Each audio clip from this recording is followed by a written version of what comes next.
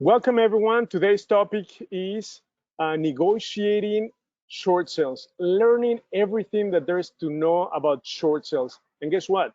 Best of all, we have two of the best experts with us today. So we have James Dean and Betsy Green. James Dean has over 30 years of successful short sales. He's a licensed real estate broker. And then we also have Betsy Green with over 20 years of experience as well. She's done hundreds of short sales at ATG, Attorney's Title Company. She's written legal continuing education for member attorneys to tell them everything about short sales. They've both negotiated hundreds of settlements between Illinois properties and multiple banks. So thank you, Betsy. Thank you, Jean, for being with us today. It's a pleasure.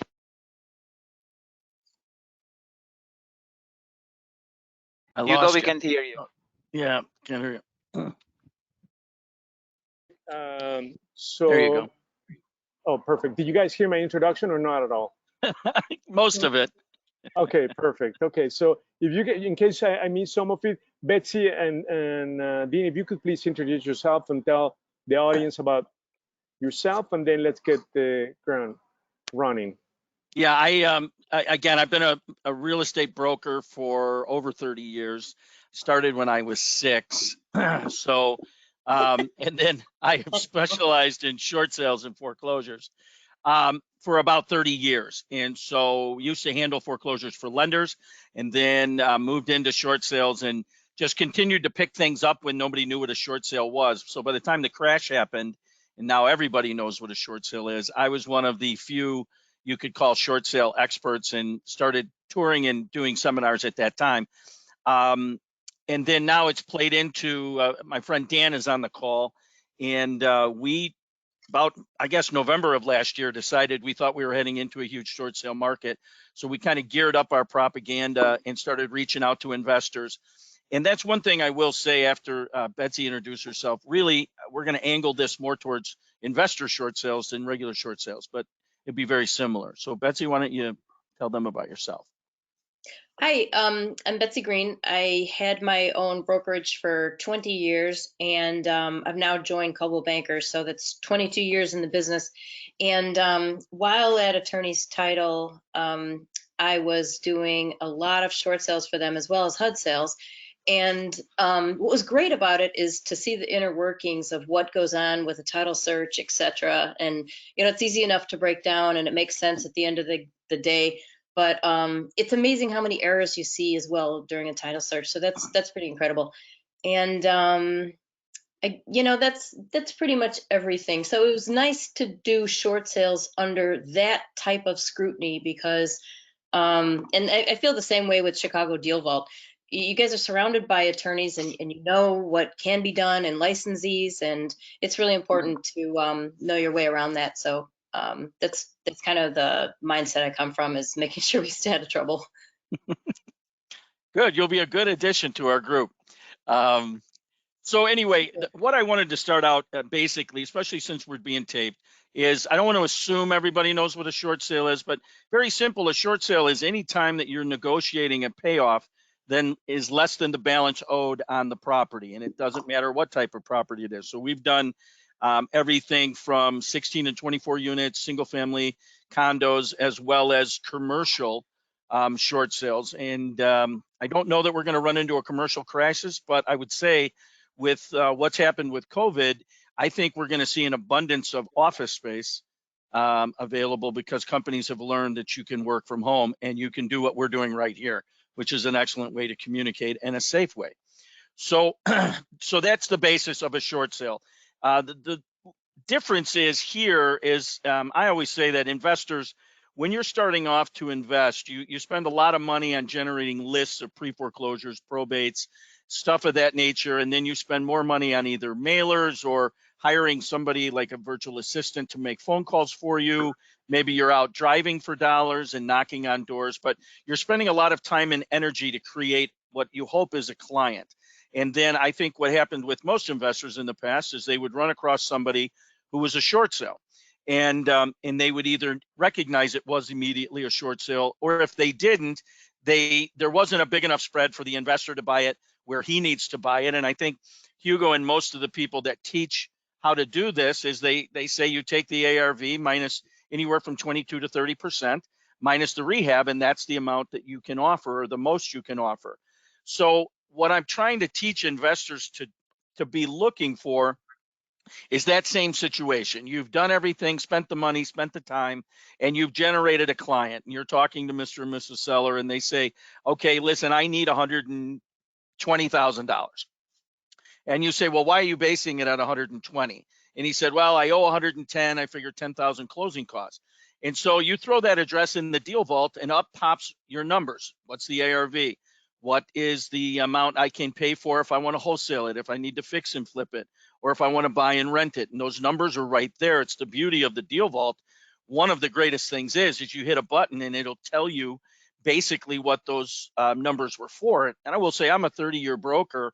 I was a little suspicious on their numbers and the accuracy, because you could pull up Zoom and pull up Trulia or pull up Redfin, and those numbers can be anywhere from 100,000 off. But I found the DealVault to be very accurate in those numbers. So within a button click, you know exactly now where you can make offers on that property. And so let's, for example, say that $120,000 property, he wants 120. Well, you pull up the number and you say, listen, I'd have to buy that for 60. But let me tell you, we've got a 30-year short sale guy on our team. And basically what he's able to do is he will negotiate with your bank. He will get them to forgive the debt on your mortgage. He will put you in a position where you have no debt, you have no foreclosure on your record, and we can short sale that property. And he will also try to get the lender to give you moving expenses, relocation costs. And so those fees can go anywhere from, I always say, $3,000 to $10,000, depending on the price range is how much I try to get. My record is $38,000 I got from Bank of America one time on a short sale. I believe those days are over, but it is possible. And most lenders will allow the homeowner to get money to move. Now, the only times that that's not going to happen is in all my hundreds and hundreds of short sales, I've had 5 lenders who didn't give the sellers any money. So I can't guarantee that that'll happen, but I'm confident that we can get that negotiated. And then, so you have a seller who's in a position where they might not be able to sell the property right side up. They may not be able to sell it and walk away, but now they can sell it in a short sale, get money, and get an investor an opportunity to make a good deal. And so what we do from there is I always say to the investor, you can start to learn these things from me. And then if you feel comfortable, you can start to advise these sellers. If you don't, you can get me on the phone as part of your team, and I'll walk them through the whole process. And then we start to gather information. And so some of the most important things that we need, first of all of you, Hugo will have access to my short sale package, and you should all have that at your ready availability so that you can send that to your potential seller short sales. And it's an excellent source for not only information, but documentation that's going to be needed. Betsy, I don't know if she's processed many short sales, but she'll tell you the paperwork is key. If you don't get the proper paperwork, you're not going to get the short sale done. And so we'll go over that. And when you're talking with your sellers in your potential deal, you want to ask them, who is their lender? How much do they owe? Do they have any other liens, additional mortgages, back taxes, IRS liens?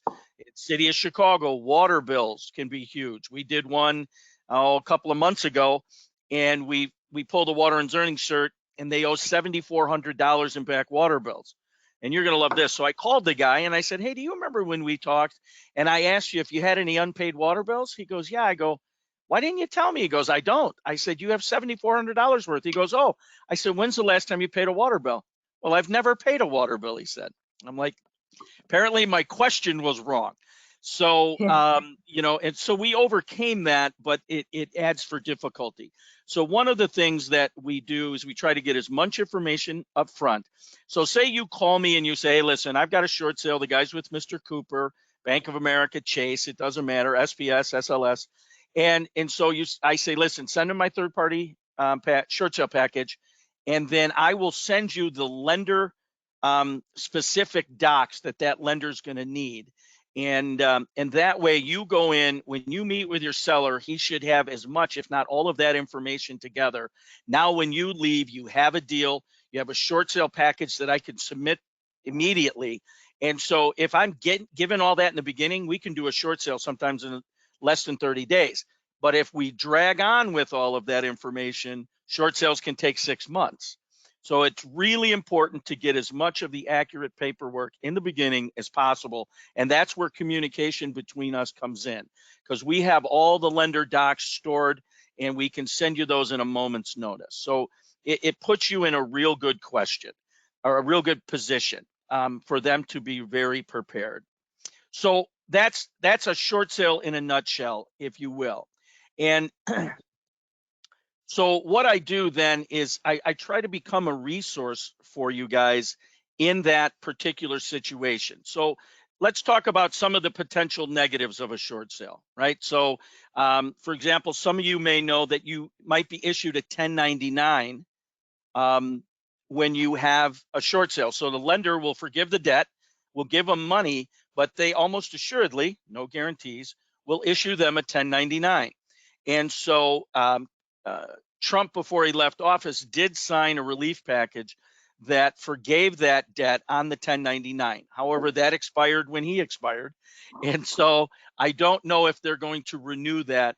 And what that was basically a renewal of what they had put together. And I think it was program 8645 or something like that, which was the National Debt Forgiveness Act during the crash.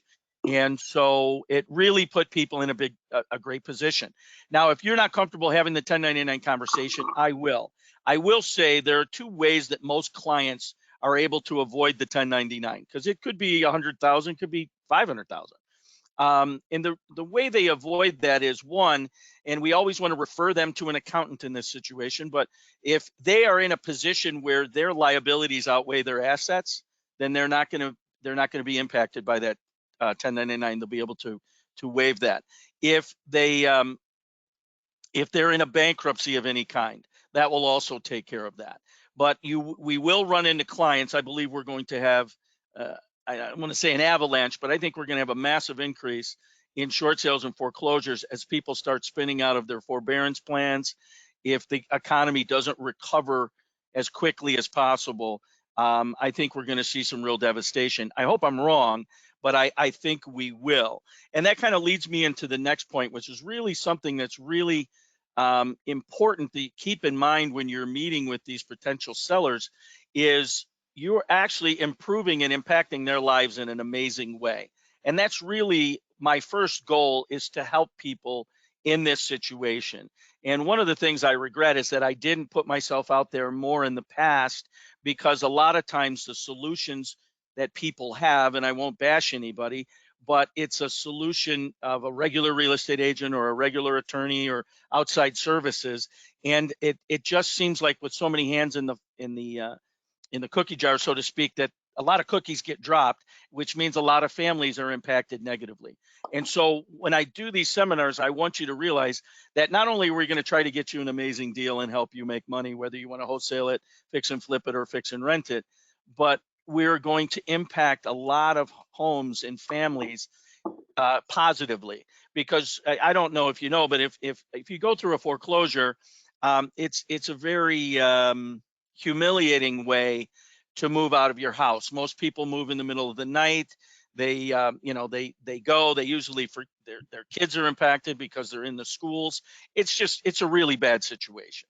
And so when you reach out to these sellers, one of the things that we can do is we can use our knowledge to help them stay in the home longer, get out faster, whatever they need to do. But for example, one of the things that struck me that we were able to help people do is you'll see people with juniors and seniors in high school, and they're like, listen, I just want to make sure my daughter, my son gets to graduate with his friends he grew up with. Can you keep me here long enough to keep us in the schools? And so we try to use our knowledge to impact people that way as well. So when you bring us into these situations, you're bringing in 30 years worth of knowledge, and we can use that knowledge to impact these people in a positive way. Not to mention, we can teach them what happens in a foreclosure, how the process works. right now our court systems have been shut down. They're going to open up, and there's going to be that avalanche of foreclosures. People are going to be served with foreclosure papers, and how's that going to make them feel? Because I almost guarantee you it'll be a sheriff knocking at their door at 8 or 9 o'clock in the morning on Saturday. And who knows, how kids are, they run to the door to open the door, and here's a sheriff giving you, paperwork. And then how much time do you have after all of that? And so having this knowledge of how to coach people along in the process is really good, because I think you would all agree, one of the worst things that creates fear with any situation is fear of the unknown. Like a sheriff drops off paperwork. Is he coming back in a month to kick me out of the house? What's the process for this? And if you're not able to reach an attorney, if you're not able to get somebody who's in the know, having a resource like me and the other people here as you learn these processes is just huge. The impact you'll make on people's lives, it's life-changing for you. And so I wanted to go through that type of situation. So as you get before your clients, they're probably going to ask you, how much is this going to cost me? And so what I wanted you to know is it will have zero cost to them. So we will do all of this without any cost out of their pocket. Not to mention, we will get all the fees covered in the transaction. So they literally have zero out-of-pocket money. And so we'll cover things like commissions, attorney's fees, property and transfer taxes, title charges, anything to do with second mortgages and other liens. Just to note, some type of fees that lenders sometimes balk at and don't want to pay would be plats of survey, for example. So if you were to have a short sale that had financing on it and the lender required a plat of survey, that's going to be something that's going to have to be negotiated. Whether you have asked the seller to pay it or the buyer pays it, it's going to have to be done. We used to be able to tack on short sale fees. So if I were negotiating a short sale for 2 other real estate agents, I could have put in a short sale fee. We still do that occasionally, but most of the time the lenders say no to that. Obviously, most short sales, and I don't think I've ever had one besides the relocation incentive that allowed a seller to make any money from a short sale. So that's there. So those are some situations that we're able to do, and I'm just kind of clicking on some other things here. So as we go through some of the things in my short sale package that you'll need to coach people through, or again, bring me in on the call, I'd be happy to run them through it, and in my short sale package, it'll talk about a hardship, because most lenders are going to require that you have some type of challenge in your life, whether it be COVID, whether it be a loss of a job, a loss of a spouse, a death, any type of change in your life. What I always say is, if you own a $200,000 house and you owe $300,000 on it, that is a hardship. But some lenders won't allow that type of hardship to do a short sale. Some will. So it's just a matter of how we do that. So some of the situations in my short sale package will help coach them through those situations so that they're able to put that together. So that's something you might get better at as well, to get that done. And so what your lenders are looking for is usually financial hardship, but any type of emotional or physical hardship can also be something that can be taken care of there. I went a little bit into the documents that are needed. That's all covered in my short sale package.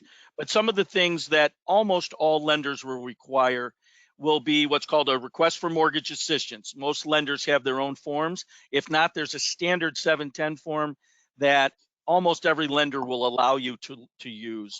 For example, Mr. Cooper just uses the standard form. Bank of America, everything that they use has to have their logo on it. But so anyway, they'll require some basic things: the hardship letter. They'll require the last 2 tax returns, last 2 bank statements, last 2 pay stubs. What's some other things that might come to mind? And I apologize, having a kind of a blank. But anyway, we'll put that package of all those documents together, and it allows us to go to the lender with a total package, allowing them to come up with with a quick decision. And what's interesting is if you look at the timeline, so in a short sale, you have document gathering, and then you have a contract. First and foremost out of all of that, hopefully, is a listing agreement, whether it's with me or a realtor like Betsy or someone who I would say this is when you're picking someone to work with for a short sale, like when you're picking a doctor. You may have an excellent doctor that's a general care practitioner, but if you're diabetic, if you're overweight, if you have a heart condition, you're going to want to pick a doctor who specializes in that area. That's the same situation here. So as you're putting your team together, you know, with your private lenders, your refinance lenders, your contractors, your everything, your team for putting investments together, you're going to want to include that as well, someone who knows that whole process. And I think a relationship with an excellent realtor, especially one who specializes in short sales, can be a key thing for you. Again, if people aren't subscribing to the Chicago Deal Vault, you could be an excellent source of business for them. If they are subscribing to the Deal Vault, that is an excellent source for investors to find off-market, on-market, different types of deals, because let's be honest, that's what everybody's looking for. Everybody's hunting for the deals right now. And a foundational thing like the Chicago Deal Vault is just huge. And again, I use it all the time, whether I'm checking foreclosure information or whether I'm checking values or whether I'm looking for deals for myself or for other investors. It's absolutely amazing. Now, I'm actually doing this seminar from St. Petersburg, Florida, but the Deal Vault, I can look up a property across the street from my son's house here, and it will give me the same data that is going to give you in the Chicagoland area. So that resource more and more has become such a vital part of our organization and what we do to help people. So, so I wanted to go through that. Let me just kind of skip ahead a little bit. So let's talk about a successful situation, because there's three different types of outcome when you bring me a short sale transaction. Did everybody hear that or just me? Okay. Anyway, and so when we do get a package together, our whole goal is to create an appraisal or a BPO, a broker price opinion. And so when we do that, I always tell everybody in the transaction, that's the beginning of the end of the short sale process. We are going to get a decision at that point. Now, your decision can be no, your decision can be yes, and your decision can be a counter. And what you'll find is the lender will come back with a counter on price, and they almost always try to slash up the expenses on the HUD. And again, if you have a survey on there, they'll take that off. If you have any other fees that you're trying to get covered that you might be a little bit outside the norm, they're going to give you a hassle on that. And so one of the biggest things we have to update people on continuously is how taxes work in Chicago. Especially if you get a new negotiator with a company and they're like, what in the world are happening with your taxes? I've had short sales where their tax bills were $15,000, $18,000. So you're running tax credits for the incoming buyer, you know, over $25,000. And the lenders are like, that's insane. But it is a cost that we can't avoid. And once they realize that, you know, we're able to get those fees covered. And so let's say that we come up and we get a counter, we get an acceptance by the buyer, we make all the changes to the contracts, and we get that in. We're then going to be given an approval. And when that approval comes along, it will usually give you somewhere between 15 and 45 days to get to a closing. And so on a group like this, I think it's important to talk about, one, if you're an investor, but you're really a wholesaler, so you really don't have your own funds, you're either partnering up with someone like Hugo or someone else that's maybe in the screen, or you have a private lender for private money. And this kind of gets back to the whole Chicago DealVault Association, which is if you don't have private lenders that know you and you know them, then you need to start making them aware of you. You need to reach out to those people. And again, I'll throw a shout out to Jamie Lenway. Jamie is not a private investor. He's an investor that will allow you to set up up to a $500,000 line of credit through his company. And that way, when you go in, you can go in as cash buyer, pulling from that line. And so we'll give access to his information, but if you don't have something like that in place, you should. Second thing, I'll give a shout out to Dan Azam, and I don't know if Juan is on here, but they're refinance lenders. They're normal lenders. And so that for the people who might want to buy, repair, and rent, having that end lender is also a key. And so Dan is with Nexa. I know this became the #1 mortgage broker, I think, in the country. Juan is with Homebridge, I believe. And so there's some excellent people out there. Again, if they don't know you, you should make them aware of you and find people that you can do business with, because having the right people on board is absolutely key to being successful in this thing, because it all comes down to finding the deals and having the money. And so then again, we get to a closing. So for the wholesalers out there, when you get an approval, and Betsy will probably speak on this as well, but there are things on some approvals that are called deed restrictions, especially if it's Fannie or Freddie, an FHA loan, for example, it is going to have deed restrictions. We just got an approval, I believe it was Thursday, that came in on a 2-flat on the west side. And sure enough, the restriction was that the seller could not sell the property and change title for 30 days. And then after 30 days, for the next 90 days, I believe, he couldn't sell it for more than a $25,000 profit. And so these deed restrictions are in place. Now, in other parts of the country, and sometimes in Chicago as well, people will buy properties like this in a trust or an LLC. And then what they do to avoid those deed restrictions is they sell the interest in the trust or the LLC. Now, in Illinois, our legislatures got together and they didn't deem that illegal. But what they did is most people try to have a one close transaction as opposed to 2 closings. Reason being is when you have 2 closings, it shows the transfer, whether you're changing ownership or not. So a lot of guys don't want to do the 2 closings for that reason. But I will tell you, in Illinois, if you don't pay the 2 fees, that's the law you're breaking. It's not that selling an interest in an LLC on a wholesale short sale is illegal. It's the fact you didn't pay the second set of fees. When you pay those second set of fees, that's traceable and they can see that happen. So when you bring me a short sale, it's very important that we understand what type of loan that is so that we can begin with the end in mind, which is, okay, listen, this is a Mr. Cooper FHA deal. I'm going to negotiate it through Equator. I'm going to have to go through Home Steps or Homebridge to get these final approvals, and we will guarantee we will have deed restrictions. And so if you know that, in the beginning, then you can prepare for that. So for your buy and fix and flippers and your buy and rents, deed restrictions are not important. For your true wholesalers, deed restrictions are very important. Now, if there's anybody who's plugging in Florida or the Carolinas, you have different sets of rules, and I won't go into that here because predominantly I would imagine everybody is in the Chicagoland market. So kind of running from there, that's kind of it in a nutshell. I didn't get real specific on anything. Betsy, if you probably look like you're taking notes, if you want to chime in for some things that that you were thinking, you're welcome to.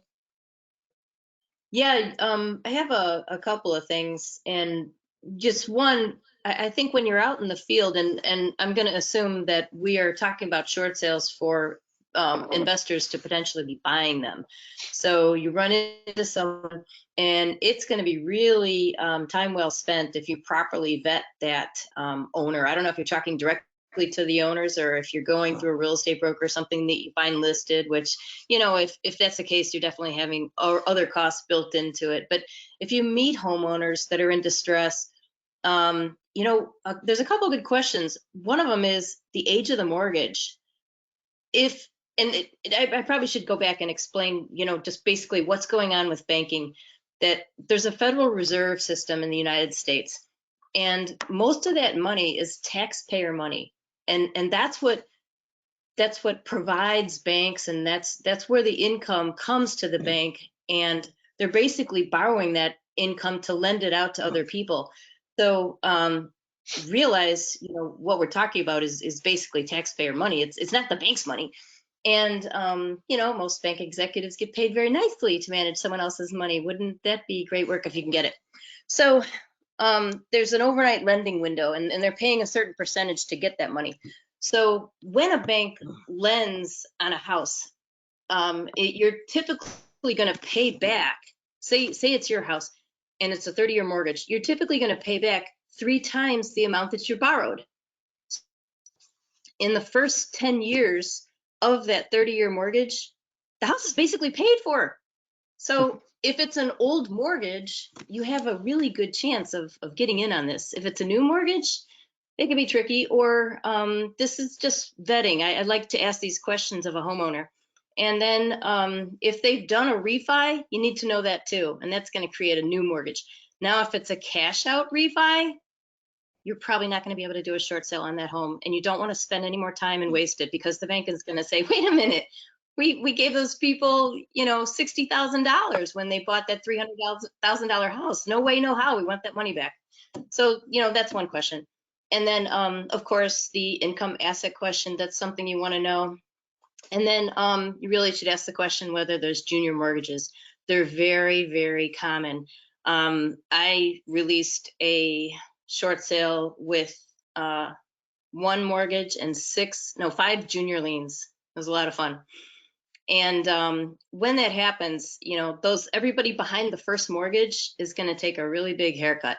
So I think I gave everybody $1,000 and maybe somebody got $500, but it gets to be painless, or else when you have 2 juniors, sometimes somebody's really hanging on and there's a battle, and whoever's negotiating the deal needs to really arm up for that. So that's another important question too. If you are looking at a short sale, you're considering purchasing, you need to know who's doing the short sale transaction, who's doing the short sale negotiating.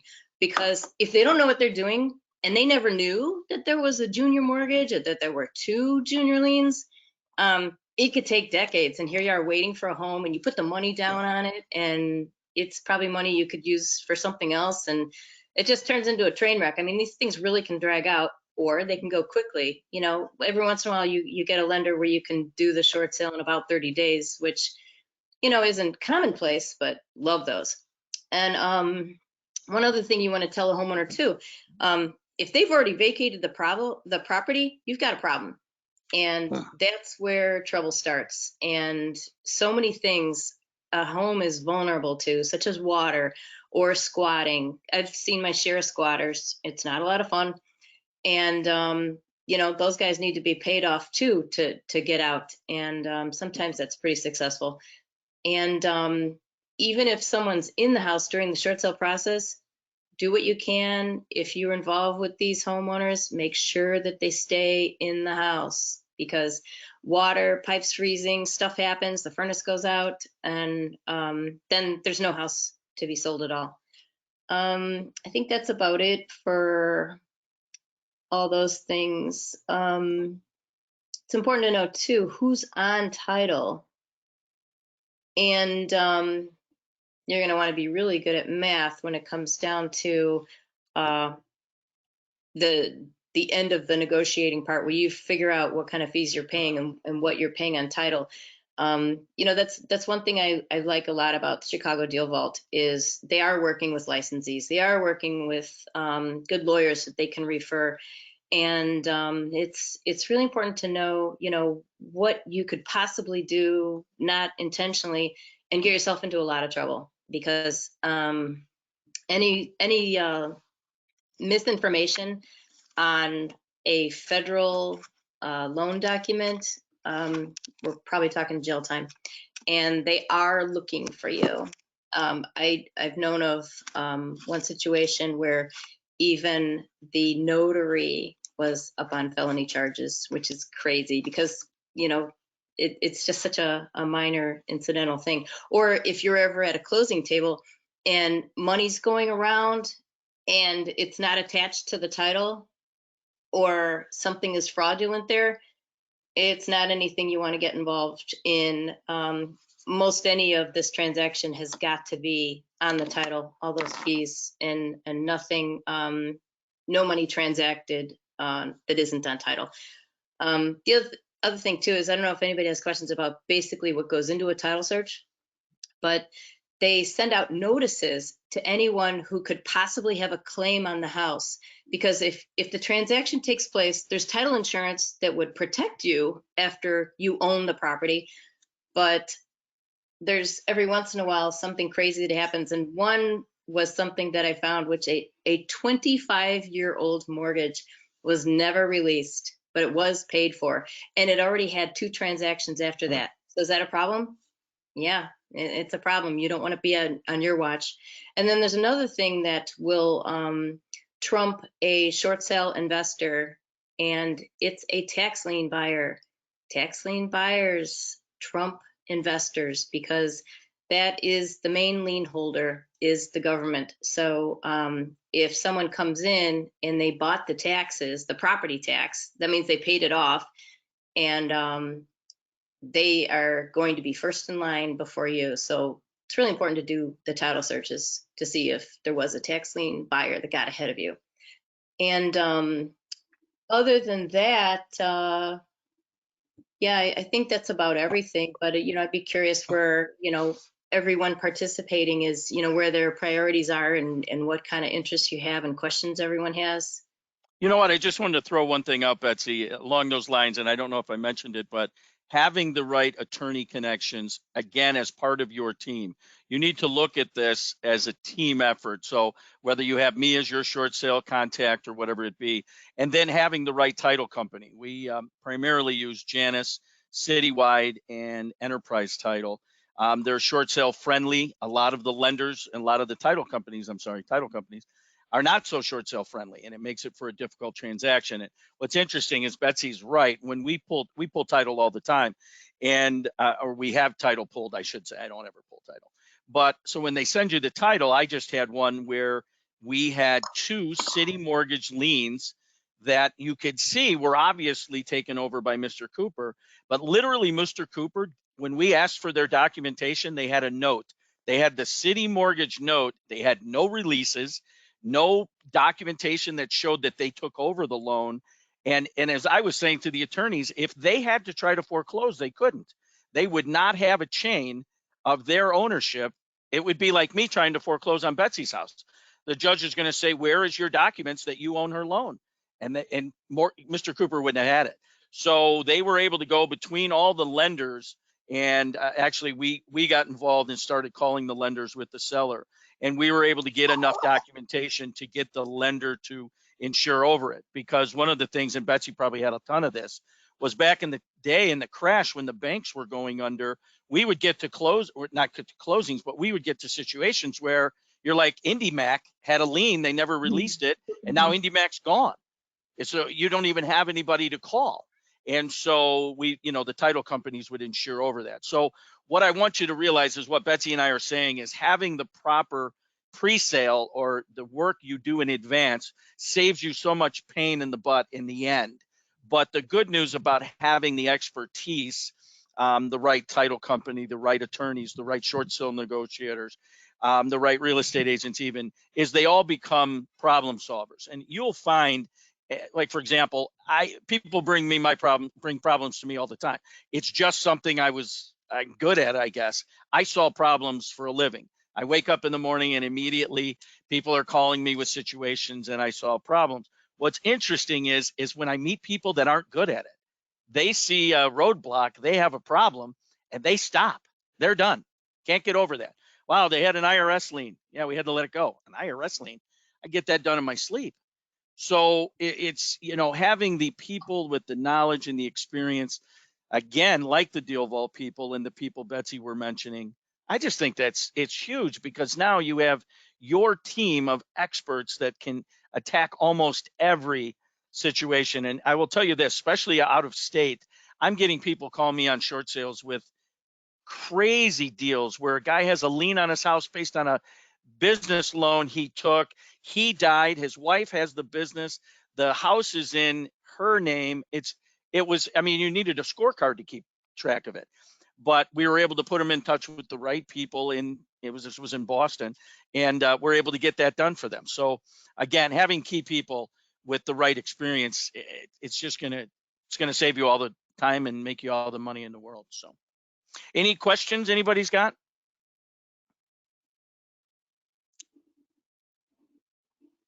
Hi, James. We have questions in chat. Okay. Am I missing it somewhere? I'm not the most computer friendly guy. I couldn't see the Let's go. chat.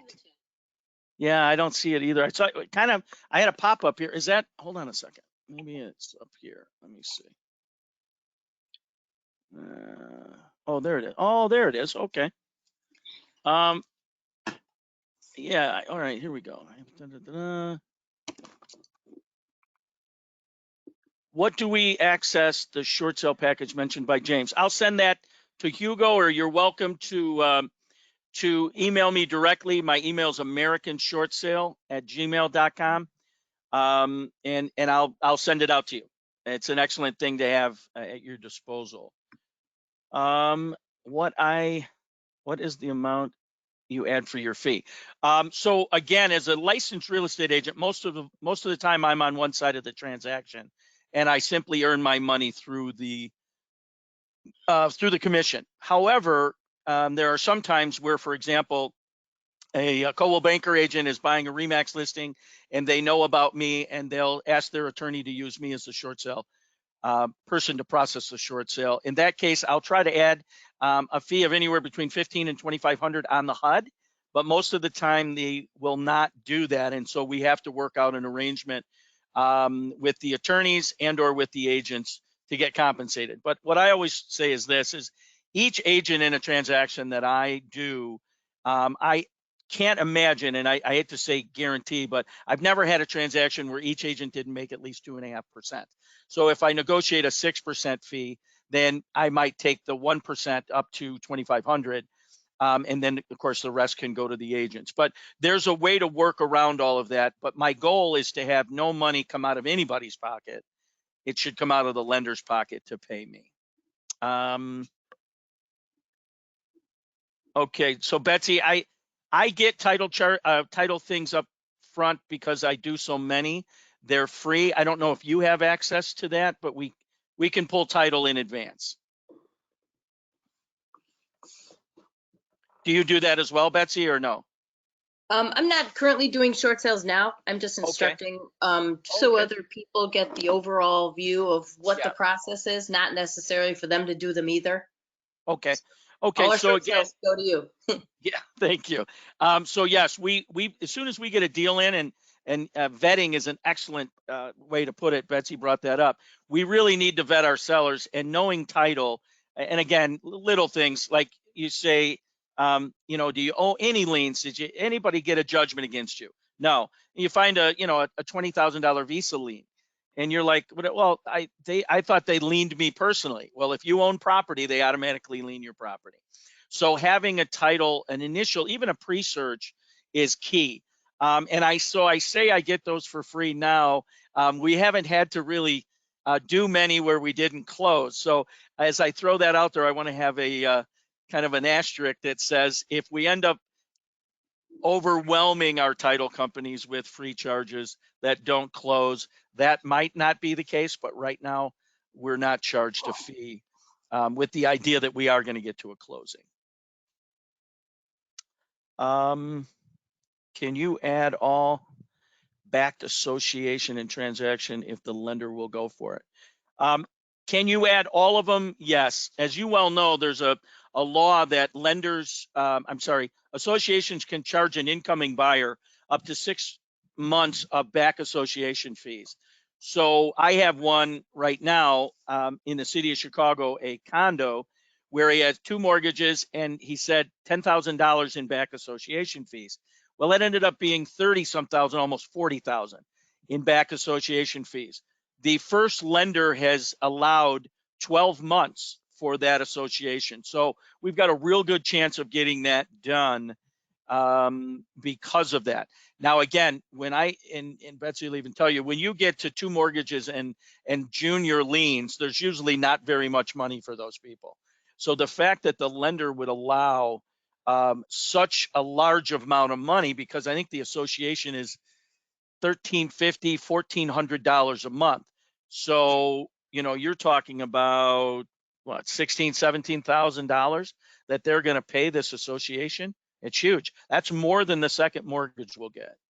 But again, as you well know, the associations can move legally to take ownership of the property and rent it, which would be a real mess for us if we couldn't gain access. So, so to answer that question, yes, we can do it. Every situation is different, but we will try to do some things that most people wouldn't try to do. I will say that.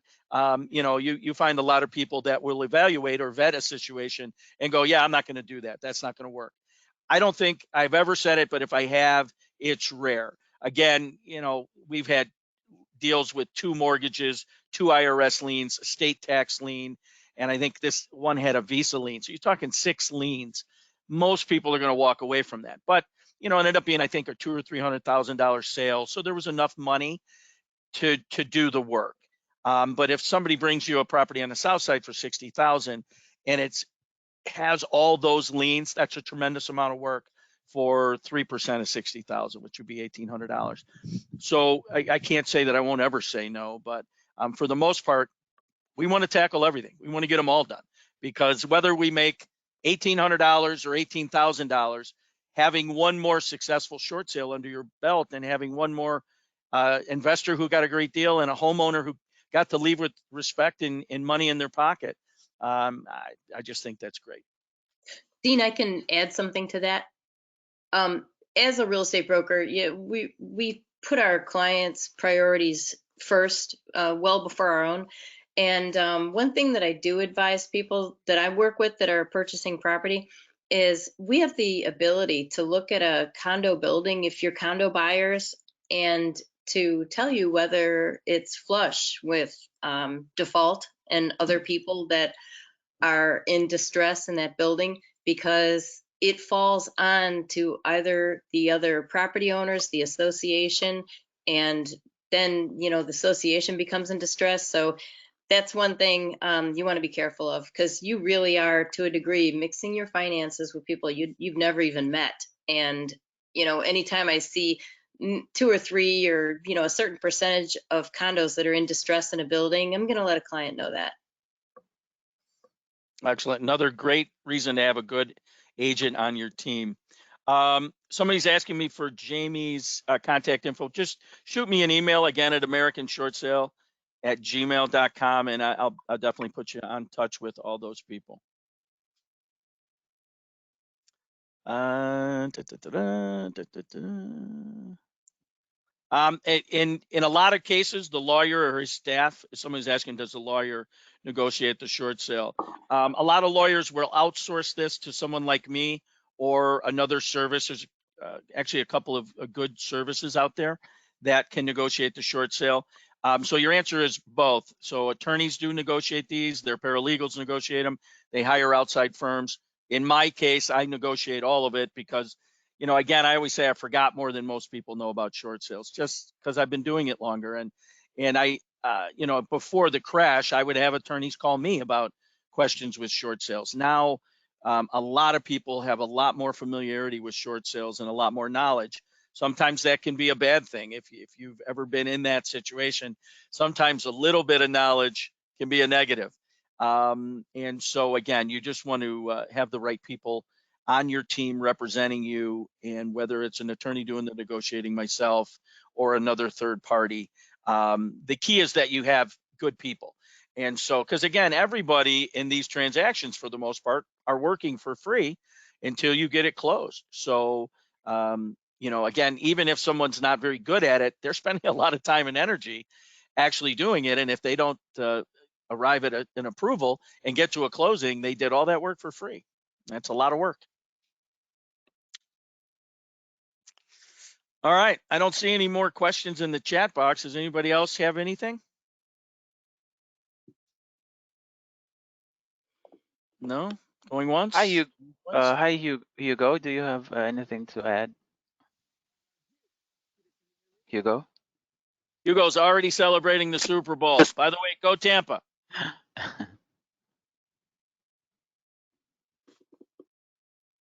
Hugo, we can hear you.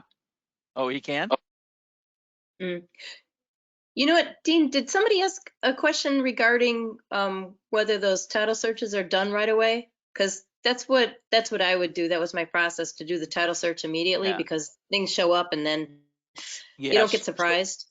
Right. That's So, part of the yeah, vetting lawyers. system, is to pull title. I don't pull it though until I'm somehow more involved in the transaction. So, I want my third party. I want a mortgage statement. I want to know what I'm dealing with. And then if everything comes back and it looks like these people are going to cooperate, because one of the things I did say, and I kind of brushed over it, but the true key to a short sale is that first initial gathering of documents. And I will tell you this, and we all know people are busy and some people are flighty, but if somebody doesn't show up for your appointment, doesn't answer your calls, doesn't respond to your text, and they don't have their complete short sale package there, like you get there and they're like, yeah, there was a mortgage statement somewhere around here, and that, those people are a nightmare. They will be an absolute nightmare for you and for the investor, because I will tell you, if you bring me a deal, I'm going to keep you in the loop on everything. And so if they don't bring the documents to me quickly, then I'm going to put that on your plate to try to get those people to do that. So to save you a lot of headache and me a lot of headache, get as much documentation as possible, as fast as possible. Going back to the title question, we do pull title. We don't charge for that right now. And again, as Betsy mentioned, you would be shocked, and I was shocked, that City Mortgage would have two releases, that Bank of America, or in this case, Mr. Cooper, wouldn't have the proper releases, and that I think BMO Harris is the other party to that situation, which means they lent on a second mortgage without the proper documentation for the first mortgages. So if you look at the lineage there, there's two City Mortgages, Mr. Cooper and BMO Harris, and you could argue that BMO Harris is behind the taxes and behind all the previous loans. So it just seems somewhat shocking, and the documents we were receiving weren't the right documents. And so, but I did get a 60-page fax from Mr. Cooper last week that I'm hoping will solve that issue. If not, we're going to hit him with an avalanche of paperwork so that hopefully the title company insures over those older mortgages. But again, had we not pulled title relatively quickly, we would be in a real pickle. Yeah, and if you are working with some real estate attorneys, you can ask them if they have privilege, and a lot of times title companies are based on membership with attorneys, to run a title search before, in the preliminary stage, without being charged for it. So that's always an advantage too. Okay. Hold on a second. Let's see.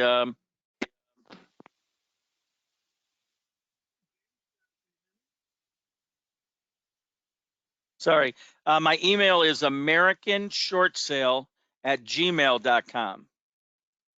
And this is new. Donna, I'm going to try to do this. If I don't do it properly, I Don't apologize. worry about it. I just want to make sure it was sale or sales. Yeah, I'm sorry. Sale, singular. Maybe sales would be better. It would be a mental thing to get more. I don't know. So Thank you. thank you. All right. Well, guys, I don't know if that was short and sweet or was about right on time, but Betsy, thank you for your participation. Thank everybody else. If there's anything you guys need, don't hesitate to reach out to me. And yes, that's right. And I will say this, you probably got another hour or two before I'll be Super Bowl partying. Go Tampa, right? Right. I got to go get some more sun on my bald head. A white bald head is not as attractive as a tan bald head. Better get a hat. Okay. All right. Well, Hugo, is he want to end this, or Phil, do you want to end it, or do we just all start signing off? What's the best way to do this, buddy? I believe Hugo has something to add. Hugo, are you Okay. able to speak on the line?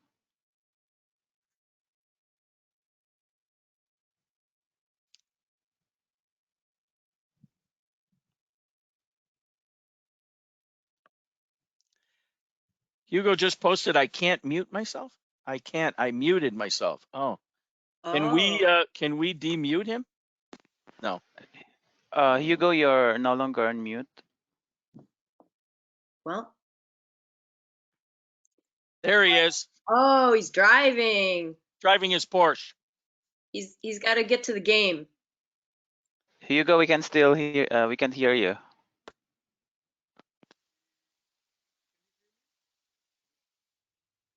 Sure wish he knew what he was saying. Something really brilliant. Hugo, we can't hear you.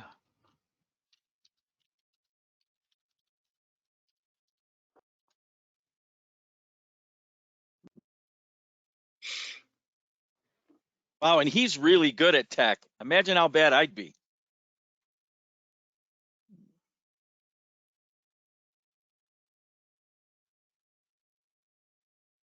Pull over, Hugo. It's safer.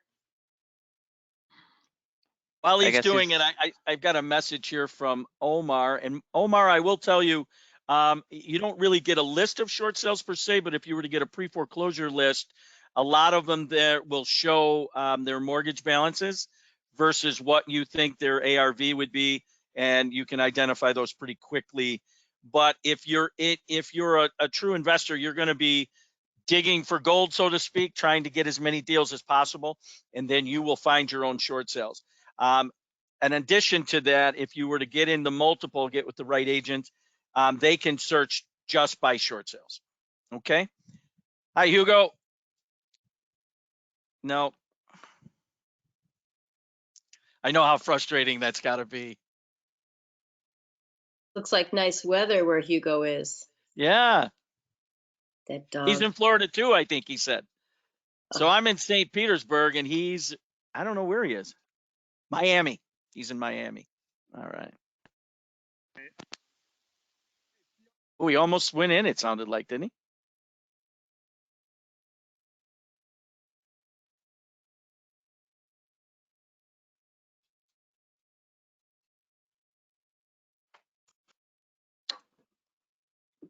Yeah. Sorry, pal. Too bad. Yeah.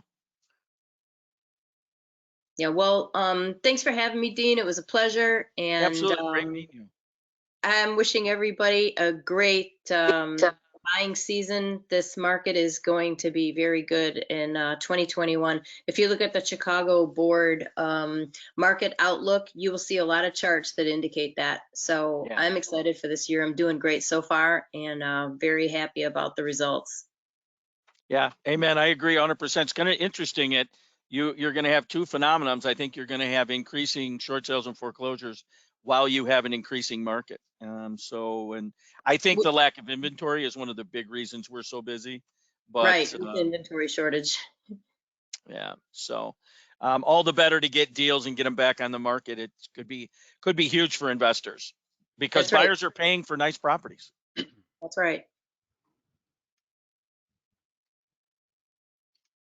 So someone asked about multifamilies. Yes, we short sale basically any type of property. I've done short sales on warehouses, apartment buildings. We've only done up to 24 units, but again, if somebody brought me a 300 unit property and I needed to short sale it, I would do it. So and that'd probably be, as I found, the larger the situation, sometimes the easier. But I will throw this out there for any commercial or larger unit situations is a lot of times that's such a business oriented loan that they will require that the lender participate in that. I'm sorry, the seller. So for example, I did one, I want to say they owed 1.4 million. We did it in the city and we did it at 400,000 back in the crash. And they required that he put up 20,000 of his own money and carry, I believe it was 25 or 50,000 in a personal note on a 5-year note, 0 interest. But you look at the debt he walked away from. He walked away from 900,000 in debt, which is pretty key. Yeah, another point on that, Dean, is when you're talking about a commercial loan, which would be is that 6 units and up? Yes, I believe it. Right. certainly more than 4. And for any other commercial properties, they have 30 days to default, and that's it. So once they default, then the lender can come in and start taking possession. So there's a tight window to get that resolved. You can't just run around with, missing mortgages on a commercial property. Yeah, I think Hugo's back. Hi, Hugo. Okay, can you guys hear me? We Yeah. can Can you hear hear you. me? Yeah. Perfect, Yeah. finally. Thank you. I don't know, I tried to log on to my computer, but finally I'm on. So can you quickly talk about the deficiency judgments and if there's anything that you guys can do about it to prevent that from happening for the owner? So when I negotiate a short sale, that's part of our negotiations, that there are no deficiency judgments. Now we Okay. closed 19 out of 20 last year for investors, and there were no deficiency judgments on those. And so most of our approvals are coming back without them. The debt's forgiven, but again, you have that 1099 situation, and again, most of the people were able to get them out of that as well. But that is an excellent thing because again, when that approval comes in, they could say no to my request for no deficiency judgment. In which case we would have to then make a decision, and we would help the seller decide do they want to move forward. But we haven't seen that yet. Betsy, have you seen any of it, or back in your day? Only if someone had a lot of income and a lot of assets that they just weren't really tapping, or a bank that was really chagrined about the whole situation. It became personal at that level, but we didn't. I think it's a necessary element is to have and to seek a deficiency judgment. I mean, to get it released. And it's actually covered right in the short sale approval. So it's fairly easy to recognize. And again, when you get the short sale approval, you've got to scrutinize that. That's where your deed restrictions are. That's where your fees and terms and everything of the short sale are in there. So to answer Hugo's question, we negotiate that off. Or we'll negotiate it. But I haven't seen one. I think I've got 25 active short sales, and we closed 19 out of 20 for investors last year, none of which the sellers had any deficiency judgments. And just to be clear, what we're talking about, if someone's going to short sell their home and leave their home, and now they're out of the house, and we don't want them to have to continue paying back the mortgage. You want it released.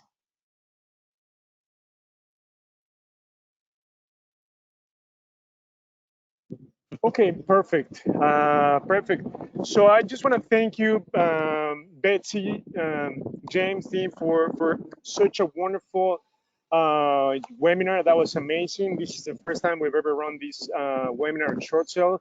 So friends, please make sure that we're going to have them in our preferred partner list on their short sales. So please make sure that you reach out to James Dean and Betsy Green for anything related to short sales.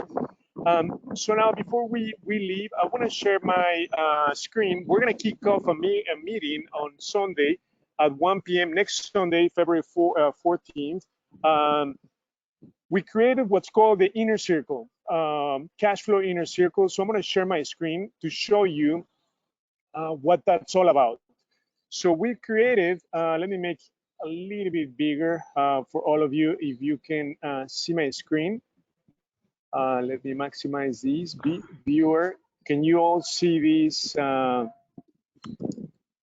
Okay, perfect.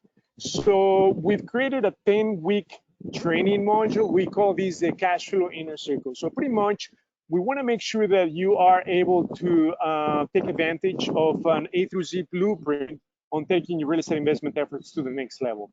So we're going to kick it off next week. Please feel free to join the kickoff meeting, which is next Sunday, 1 p.m. We send you the profile via the chat. Please fill that out so we can customize the training. Okay, so we're going to be talking about essentials for success, and this is what the 10-week module is all about. Okay, and in there we're covering short sales in module number 3. So we're going to have Dean and Betsy come back and address some of your questions. So please make sure that you join. It's a free meeting. Next Sunday is the kickoff. Okay, so become part of our cash flow inner circle. So again, thank you very much, Dean and James for joining today. And then please feel free to reach out to Dan. Dan, good seeing you. It's a long time. Okay, are there anything else that you would like to share before we let our audience go? We had a great attendance, over 44 people today. So thank you very much. Thank you, everybody. That was fantastic.